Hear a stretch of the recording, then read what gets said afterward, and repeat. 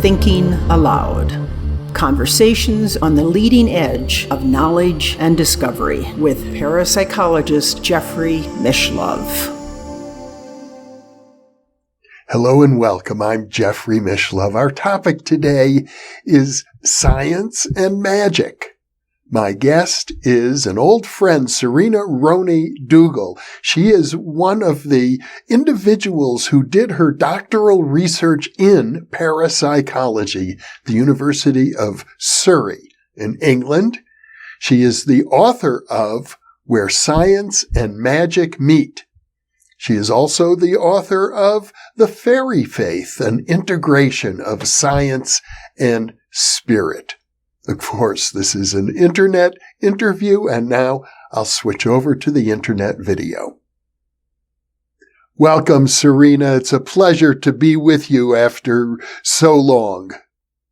And a real pleasure to be here, seeing your face in a nice little box. Yeah, we're going to talk about science and magic, and I suppose a good way to begin is by mentioning that you live in Glastonbury, England. You're a member of the town council there, and to my understanding, Glastonbury is really a center of esoteric culture in England and has been for a very long time. Oh, yes. Glastonbury Tor is a national icon and has a very rich mythology and history, stretching back through to probably even the pre-Celtic times. And then it's got the Abbey, which is considered to be the earliest Christian monastic site in Britain. And in fact, I founded a group which protects and manages the oldest monastic Christian burial site in Britain, with graves from 400 AD, 1600 years ago. So it's this land is awash with myth and history and legend. And my understanding is that the Abbey there in Glastonbury is associated with the legend of the Holy Grail as well. Well, not so much the Abbey, but more Chalice Hill and Chalice Well, the chalice being named after the Holy Grail. And some people, the place that I've just mentioned, that I've founded the group to protect, that's also connected with the Grail legends. So the Abbey is not really a Grail place, but Glastonbury itself is. Yeah, the legend being, if I recall, that after the crucifixion, Joseph of Arimathea brought the Grail with him to England. Well, the pictures and the legends depict him bringing two small cruets of silver, one containing the blood of the Christ and the other the sweat. So they're not actually the Grail. The Grail mystery is connected with King Arthur's vision, which was at Bridesmound. Oh, okay. Well, that might be a very interesting topic for another interview, but really I'm interested in talking about the magical legacy of Britain and of course many other countries, and your approach to it as a parapsychologist. It strikes me that when I think about magic and science, one of the first thoughts that I had is that practitioners of magic are potentially more scientific than the average person because they're so tuned into nature. They watch the changing of the seasons. They're aware of the cycles of the moon and the sun. I think it very much depends on what sort of magic you're talking about. So in Britain, we can recognize various different streams and traditions of magic. So the oldest will be what you're talking about, the people who were connected in with nature, and the cycles and the seasons, the knowledge of the stars, the knowledge of herbs, all of that aspect had a magical resonance to it, particularly connecting with the spirit of the land. So we just mentioned Glastonbury, and Glastonbury Tor is said to be the home of a Welsh god called Gwyn ap Nudd, and he was the god of the underworld, a bit like Hades. In Welsh it's called Annwn, and the entrance to Annwn is Glastonbury Tor. So Isle of Avalon, on which Glastonbury sits, was called the Isle of the Dead, because Gwyn ap Nudd at Halloween, he would ride out on the wild hunt with his white dogs with red eyes and red ears to gather up the souls of the dead. And they would then go down, crossing the river of blood and the river of water. Once again, we've got the red and the white, as with Joseph of Arimathea and the two Cruets. Funny how myths and legends cross each other. And you go down across these rivers down into Annwn, which is the land of perpetual youth, which is where the deities live, where the fair folk, or what are called the Tulworth Teg, the shining ones, and the dead all live in harmony forever in youth together. And when you refer to the fair folk, you're talking about what here in America we think of as elves and gnomes and fairies. There's many strands again to the fair folk, just like there's many strands to magic, and we've just been talking about the oldest strand, of which the fair folk are part. And there you've got everything from spirits of nature. So if you think of Hawaii and Mount Pele and the goddess spirit of the volcano, and then let's say you have Neptune, who is the god of the sea, but you also have goddesses of the sea. So those are spirits of nature, and you've got the earth, air, fire, and water spirits, which can be, let's say, dwarves for the earth and so on. But they're the elemental aspect, which you can connect with when you are doing nature magic, when you're connecting with nature. You've also got another aspect, which one might call the piskies or the pixies, and these are ones that interact with humans, and they can be troublesome, as in poltergeist type phenomena, or they can be very helpful, as in brownie type phenomena, where if you put out the bread and the milk for them and you sweep your hearth properly, then they'll make sure that everything runs well in the house and you don't have any problems, and the chickens lay eggs and the cows give their milk and you get a good harvest. So they are, I think the modern form of them is the UFO. So, they're half in this world and half not in this world. They're a strange sort of interplay. Then you get what in the Tulworth Teg are called the Shining Ones, or in Ireland they're called the She, and these are of human stature, and in the Scottish and in the Irish they intermarry with humans, and humans can have children from the Shining Ones, from the She. And in fact, one of my family forebears is connected with the MacLeods of Dunvegan in Skye, and there the laird, the head of the MacLeod clan, he married one of the She, and she bore him a son, but then she couldn't stay with humans. She felt called back to her other world, leaving the child, and she put a fairy banner, a cloth over the child. And she said that if ever the MacLeods were in need, all they had to do was raise the banner, and the hidden forces of the She would come to their aid. And according to legend, that happened. But the legend also has a sad side, where they misused the banner and the MacLeod family got destroyed. So they're tricksy. One has to be really careful. And one aspect of them is the Selkies, the seal people. Again, this is a Scottish mythology where a seal is actually a fair folk in the skin of a seal. And again, if you hide that skin when they've come to land, then you can marry the woman.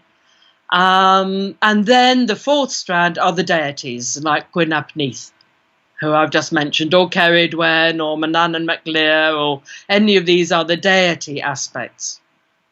And these are the people who are connected with the stone circles and the chambered barrows and the cairns and all of what I would call the neolithic monuments, which I consider to be basically psychic science, that they were understanding nature to the extent that they could create places that facilitated psychic awareness. You might think of some of these places as chambers of initiation.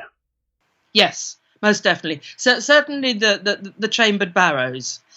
And if you read Evans-Wentz' book, Fairy Faith in Celtic Countries, he actually talks about a chamber in Ireland that he interviewed old people. So this was back at the beginning of the 1900s. So these would have been people born early in the 1800s who remembered one particular place called St. Patrick's Purgatory that was still used for initiations.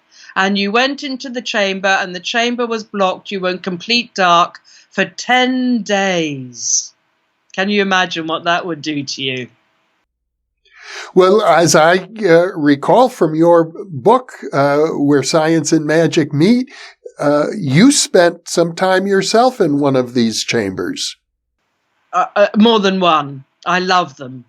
If I get a chance to spend the night in one, then I will do so.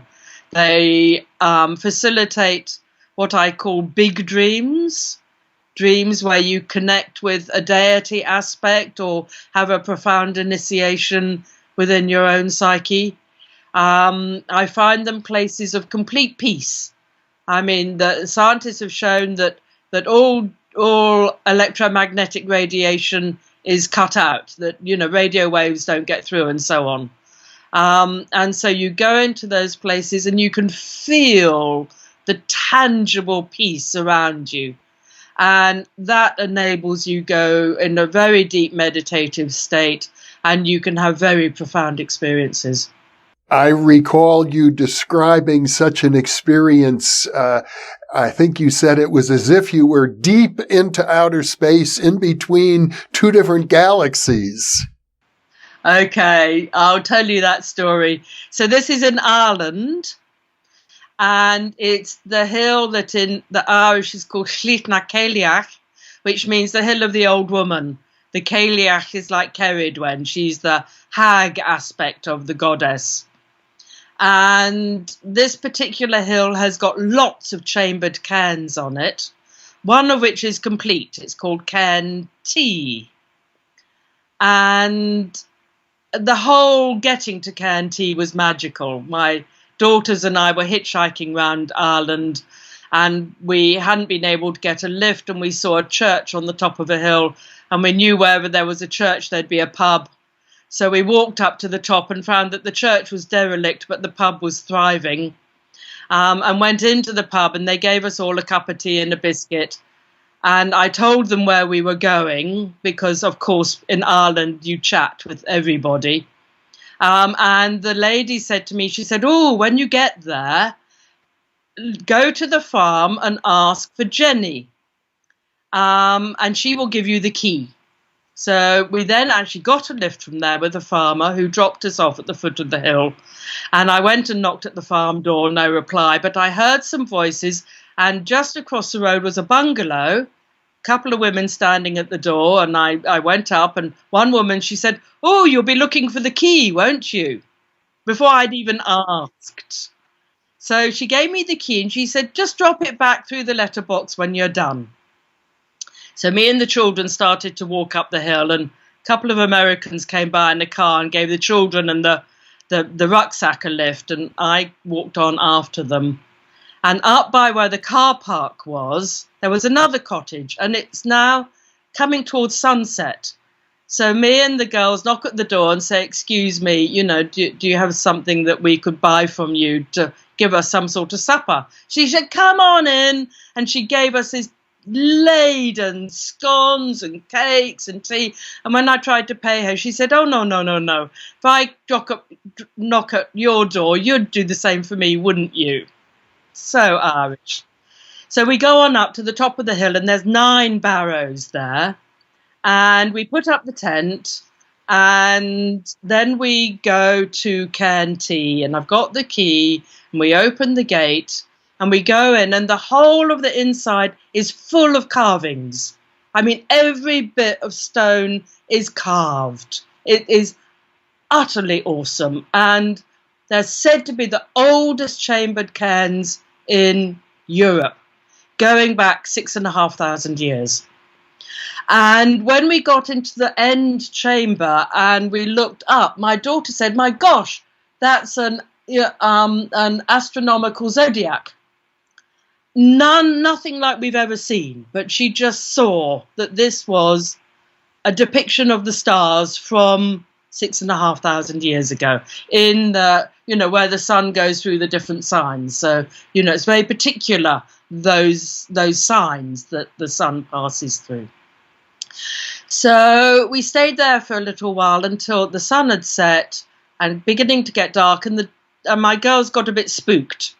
So we went out, I locked the gate, and I settled them into the tent and did my best to put them to sleep. But I was too on edge, and they were on edge, and there was a wind that was whistling at the sides of the tent. So in the end, I had to say, "Look, I've got to go." And I left them and went back into the chambered cairn.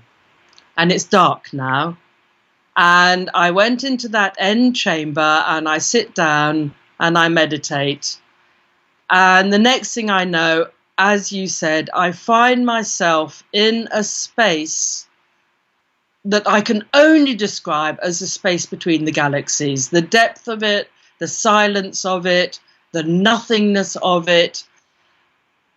And in that space, I heard, or I knew, it felt like a voice saying to me, "You can cross the threshold if you want." Now, my problem is I've been brought up with the Celtic mythology. And in the Celtic mythology, a night and a day in the other world is equal to a year and a day in this world. And I had 2 children in a tent. And I knew if I crossed that threshold that I wouldn't be around.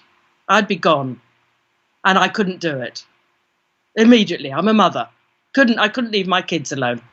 So, bang, I'm back in my body. Absolutely, like I'm slammed back. And I'm back there in the chambered cairn. And I'm just sitting there going, "Oh my gosh, that was just amazing. Oh damn, why didn't I cross over? Oh no, I couldn't cross over." That one. And as I'm sitting there, the wall to my left suddenly glows bright orange. And my head just says, "Oh, car headlights." And it's dark again. And then a little while later, bright orange again. And my head goes, "Car headlights." And then it's dark again. And then it glows bright orange again. And I realise I'm down a very long passageway in a chamber that's 500 foot up above the nearest road. There's no way it's car headlights. There's no way that there's a light shining down that passage. There's no way that I am making a shadow on the brightly lit orange wall to my left. And Belisha beacons that flash orange for a crossing across the road. Well, we have them in Britain anyway. And they're basically a warning. They're flashing off and on, saying warning, warning. And I had a very strong impression that I'd been given the opportunity to cross over into the other world. I had rejected the opportunity, and I had to get out. I wasn't welcome anymore. So, mustering my dignity, I folded up my mat and I walked out without looking back. I mean, that's a key thing, isn't it? When you come out of Hades or wherever, you don't look behind you, lest you get turned into a pillar of salt or whatever. So I walked out and I closed the gate and I looked up, and now I could see the night sky. And the biggest shooting star I have ever seen, very slowly shot in a complete arc across the sky. And it was like, thank you. I've been blessed. What a wonderful story. And now you refer to this as a barrows. It's a term I wasn't familiar with. Could you explain a little bit more what a barrows is? Okay, so barrow is the singular and barrows are the plural. And there's various different sorts of barrows. So the earliest are the neolithic long barrows, which I think were places where the dead would be put on the top for excarnation, so that the vultures would take the flesh away, leaving the white bones. And then the bones themselves would get put into the chambers in the barrow. Because when the archaeologists have found bones, they've maybe been separated into piles of skulls or piles of crossbones or whatever. They've never had, in the really old, the old Neolithic long barrows, they've never had full skeletons complete. So those are the oldest, and you've got one at West Kennet and you've got one at Stony Littleton, and they're nearly always associated with a major stone circle. Not always, but quite often. And it's like the major stone circle is for one sort of magic and the long barrows are for another, and they're nearly always aligned to a significant sunrise or moonrise, whether it's midwinter solstice, as in Newgrange, or whether it's the equinox, as in West Kennet. So there'll be a very significant sunrise that they are aligned to. What I was in is what's called a chambered cairn, and this is not long, it's more round, but it will still have chambers within it, that, at least 3. Some of the long barrows will have up to 7 chambers, but the chambered cairns have fewer. 3 is quite a lot for a chambered cairn. Then you come through to what I would call the Bronze Age. So you've moved from Neolithic into Bronze Age, and there you've got masses of different tumuli, which are also barrows because they tend to be graves of a particular wealthy person, and you will find burials in them, and various different grave objects will be found in them, and so on. So that's just 3 different types of barrow. I'm under the impression that they serve a combination of purposes then, a sort of a burial site, and we talked about them as initiation chambers and places for ritual celebration also, I would think. Particularly the ones that are aligned to the specific sunrises. These will most definitely be initiation and ritual places. Whereas the Bronze Age tumuli were almost certainly just burial places. And some of them, it looks as if they were a sort of sweat lodge that they found, in a sweat lodge you'll have the hot rocks and you put the water on the hot rocks to make the steam. But of course, some rocks are going to split if you've chosen the wrong sort of rock. And they found traces of burnt rock in some of them, as if they were some sort of sweat lodge ritual place. And now the stone circles are related to them occasionally, you point out. I know since I've been to Glastonbury, you're not far from Stonehenge at all. We are due west of Stonehenge. So we're on the equinox sunset sunrise line. And these various, I'll call them sacred sites or ritual sites, are thought to be connected by ley lines. Well, you could call that a very strong ley line if you want, yes, because it's actually, when I say it's due east-west, it's very slightly off. It's very interesting. There's just a few degrees off the due east-west, which takes it to St. Michael's Day. And of course, Glastonbury is connected with St. Michael, and St. Michael, of course, has an ancient tradition of killing dragons. And dragons in the Chinese are part of the feng shui, and they're part of the currents of the earth, the telluric earth energy lines. And Glastonbury is said to have masses of these energy lines, if you want to think of them, or spirit lines, as Paul Devereux has called them, or maybe they're sighting lines, or maybe they're ancient trackways. There's all sorts of different theories and understandings about what a ley line is. I know that I've walked quite a few, and it's like you get 7-league boots. It's like the spirit just takes you on from one special site to the next, to the next, to the next, to the next.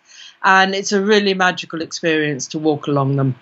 Another thing that you write about is the mineral composition of the stones that are used in the stone circles. There seems to be a particular interest in that. And in some occasions, the ancient people, I think even Neolithic people, would carry those stones maybe 200 miles to be placed in the circles.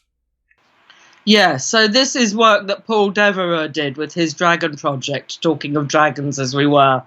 So he did that work in the 70s. And he worked particularly with the rollright stones, which are sort of on the Oxfordshire border. And what he found with them and with certain other places is that a lot of these sacred sites, the stones are particularly strongly magnetic. That particularly with granite, you get the magnetic rocks being very strong. And Glastonbury Tor, talking about Glastonbury as we were, the top of Glastonbury Tor is iron-rich sandstone. So being iron-rich sandstone, it has a very strong magnetic quality to it. And the theory there is that they chose the stones very specifically for their quality. Now, the ones you're talking about being moved 200 miles, these are the blue stones which were quarried in the Preseli Hills in Wales and taken via water and land, but probably mostly by water, through to Stonehenge, which is about a 200-mile journey, yes. And why they chose the blue stones, we can't say for certain, but it probably is something to do with the quality of the rock. And these are enormous stones. The blue stones aren't enormous. The enormous ones are the sarsens. And the sarsens is a very hard sandstone, and that comes from an area between Stonehenge and Avebury. And both Avebury and Stonehenge are built using sarsen stones, although Stonehenge also has the Preseli blue stones. And in fact, I've been to the valley where the sarsens were taken from, and there's loads of them just lying around in the valley, and they are huge because, of course, the ones that are planted in the ground, you don't see a large proportion of the stone because it's underground in order to keep them upright. But when you see them just lying out on the hillside, you realize exactly how enormous the stones are. And I understand where you live in England, there are maybe a couple hundred of these stone circle sites. I think Paul Devereux counted them once. More than 400 in Britain. More than 400. A lot of them down in Cornwall, a lot in Wales, a lot in the Lake District, Cumbria, and masses in Scotland. Not so many in the east of England. It's like there's a line across what I'd call the Celtic nations, the Cornish, the Welsh, the Scots, where you've got masses of the stone circles. And then on the east, the sort of the Saxon Norman areas, you have some, because that's where Stonehenge is, and that's where the rollrights are, but they're much fewer in number.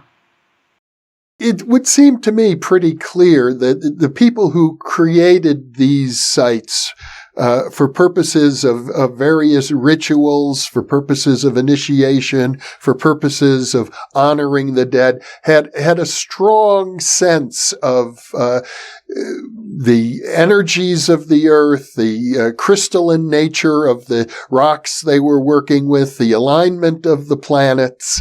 And now today, we spoke earlier about your passion, and you brought up that really, although you've spent practically your whole career studying magic and studying parapsychology and the science, your passion is ecology, which seems to me to be totally consistent with this ancient worldview. Yes, it is. So we were talking about the oldest of the magics, the nature magic. And this is where one becomes very attuned and integrated and interdependent with the natural world. And one works with nature rather than feeling oneself to be separate from nature. So when I first started back in 1971 was when I started psychology. And at the same time, in 1973, I read a book called Limits to Growth. And Limits to Growth was a group of people who had forecast what is happening now. They had talked about climate change. They had talked about the degradation of the pollution and the soils and the earth and all from what we were doing, as well as other things. But what I took on was that we needed to change our lifestyle, otherwise what's happening now was going to happen. So back then in 72, they said if we hadn't changed our ways by the 90s, that it was too late.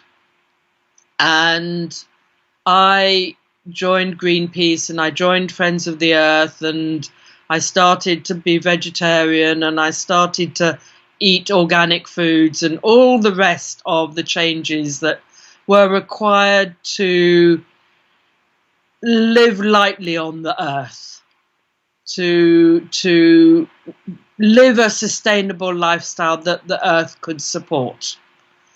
And at the same time doing the parapsychology and moving to Glastonbury, which is where I essentially received my magical education in terms of understanding the stars, understanding the cycles and the seasons, working with what is called the Celtic lunar calendar, so that one completely tunes in, so that the whole of one's life, every step you take, every breath you take, is in accord with the natural system. And this, for me, is what real magic is about. It's not about doing arcane rituals, using fancy language, dressed up in funny robes. It's about becoming one with the spirit of the place that you are living in. That is a very profound lesson, Serena. I hope that our viewers will repeat what you just said and listen to it over and over again, because you have encapsulated in very plain and simple language a very powerful and ancient message. But let me move on. And you mentioned briefly the relationship, if I recall correctly, with the Shining Ones and possible UFO phenomenon that we experience today. And there is a sense that these ancient entities, the fair folk, as you call them, and the many varieties of them, are still playing an active role in our present reality. In my book, The Fairy Faith, this is actually, I was picking up on work by C.G. Jung and work by Jacques Vallée. in which they talk, and in fact somebody called Patrick Harper calls it the daemonic reality, as in D-A-E, daemonic. So we're not talking demonic, we're not talking about demons, we're talking about daemon, which is this aspect of reality that is both of this world and of the other world, connecting between the two. Now, in my book, The Fairy Faith, I actually have a whole chapter. I call them airy fairies. So, you know, we're out there into that world. If you look at depictions of the tumuli, which were places that the fair folk were said to inhabit, they are always circular, a mound. Think of a circular mound. But the depictions will show them lifted up slightly with lots of light shining out, and you can see the dancing people and the feasting and the revels. Now, if you take a modern picture of a UFO, once again, you've got this domed structure that's circular with lights shining. Very similar. In the earlier times, people were connected with the earth, and they were living off the earth, they were tilling the soil, they were living off the fruits of the earth, and so they were connecting with that spirit. In our modern technological age, a lot of people are very divorced. They're living in cities, they're living away from nature, they're not connected to the earth, but they are connected to the fact that we've got satellites up, that we've sent rockets to the moon, we've got a whole space age happening. And so we are connecting with this daemonic reality that is both of this world and of another world through experiencing space beings. It's a similar reality, but we have transposed it according to our modern technology and our modern interests, where our psyche is at. We've transposed it up into the skies. But you look at the shape of the beings that people have experienced, and you look at classic depictions of Piskies with the big head and the spindly body, and they're all very wicked with their big eyes. They're identical in look. And then you think of some of the people who've had encounters with the denizens of the UFOs, and they're talking about tall, space-suited people, all in silver. And then you think of the Tulworth Teg, the shining ones of the Welsh and also of the Sidhe of Ireland and Scotland. Again, there'll be these tall, shining beings. Very, very, very similar. They're both the beings and either the craft or the home of the being. So I suspect that it's the same connections going on, but just different experiences according to where our psyches are at. We are living in a different world from the people who connected with the Tulworth Teg and the other fair folk. So we are having different experiences in accord with our civilization and culture. One of the really most profound points that I found in reading your books is exactly this, that the mythology, you could call it the fairy tales even, of a particular culture shape the actual experiences that people have when they encounter what we might call the other world. That this mythology is, it may be pure fantasy on the one hand, but it shapes our psyche and affects our actual experiences. Oh, most certainly. I mean, and more than affecting our actual experiences, it affects the way in which we live our lives. So when I was doing all my talks and classes and lectures and workshops, I would always say that your attitude is the most important action you can take. If you believe in fairies, then you will experience them. If you believe that you are naturally psychic, then you will have psychic experiences. If you believe that it's a whole load of woo-woo and rubbish, then you won't have any of these experiences. You just won't have them. And you might well influence others around you not to experience them either. So living in a place like Glastonbury, which is such a powerful site, and visitors, pilgrims, tourists coming here tend to have what we call the Glastonbury experience. Something profound will happen to them. They'll be really shaken by it because it's completely outside their culture and their belief system. Then maybe they'll go back to their city and they'll say, oh, it was nothing. They'll forget about it. They will try to explain it away. Or maybe it will draw them to come back to places like Glastonbury and other sacred sites because something in them has been awakened that was dormant, and they will start to change their attitude, their belief system, so that they enlarge their experience of the world to include the dream world, the other worlds. Serena, can we talk about crop circles? They seem to be particularly evident in Britain, although I know they're found in other countries, but to my knowledge, not nearly as much. And I think some of the most spectacular crop circles occur right in the area where you live, around Stonehenge and Glastonbury. When crop circles first started, there was a great mystery around, were they being made by UFO beings? Were they part of this demonic reality?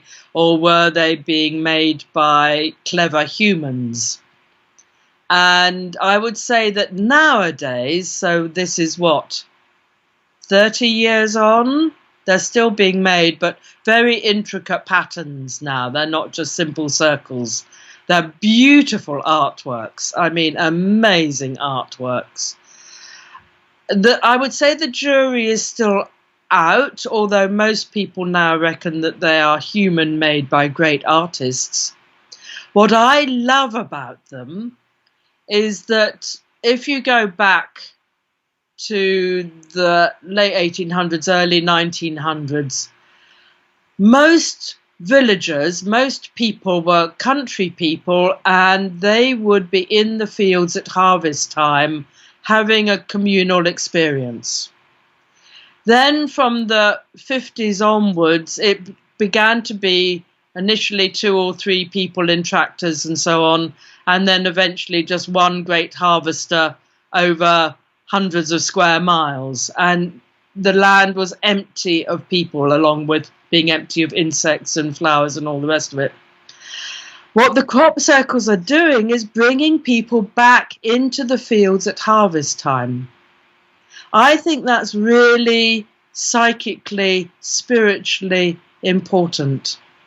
People are back in the fields, they're meditating, they're dancing, they're picnicking, they're playing in the crop circles.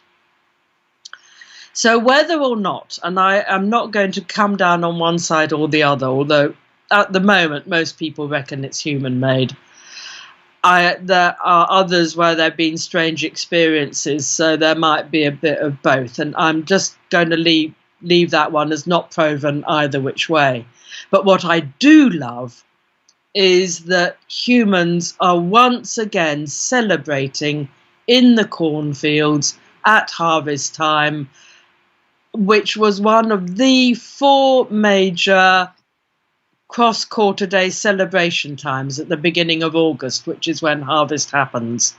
And it would have been the time when people would have been celebrating out in the fields in the day, and it's starting to happen again.